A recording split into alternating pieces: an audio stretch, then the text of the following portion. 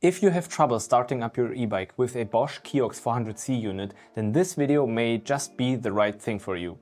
Because even though your main battery supplies your e-bike and the whole system with power, the Bosch Kiox 400c also has a little built-in battery. And what it does is it boots the entire system. It functions as a sort of a wake-up call to the main battery to start supplying the system with power, right?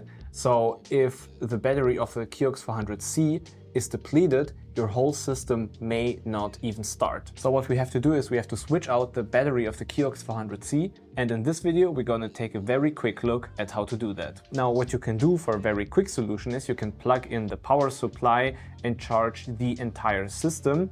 This also will charge the battery of the Kiox 400c. If that worked, great. However, we recommend that you still change the battery of the Bosch Kiox 400c in the near future, because it is very likely that the battery will deplete itself more quickly and more frequently.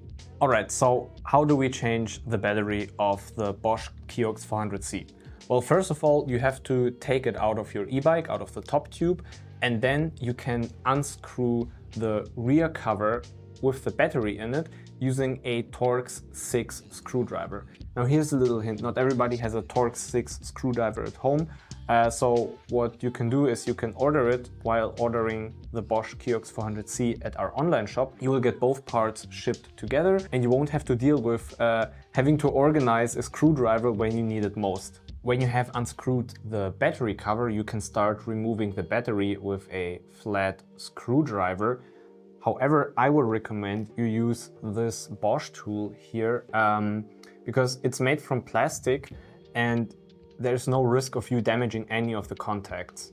I mean, you can still use a screwdriver, but in this case you should be very, very careful because all the parts are very fragile and delicate, and it would be a real shame if you damaged your control unit and had to get a new one. Now when the battery is out, we do the whole procedure in reverse. We take the new battery and press the contacts of this battery and of the Kiox 400c together. There should be a slight resistance.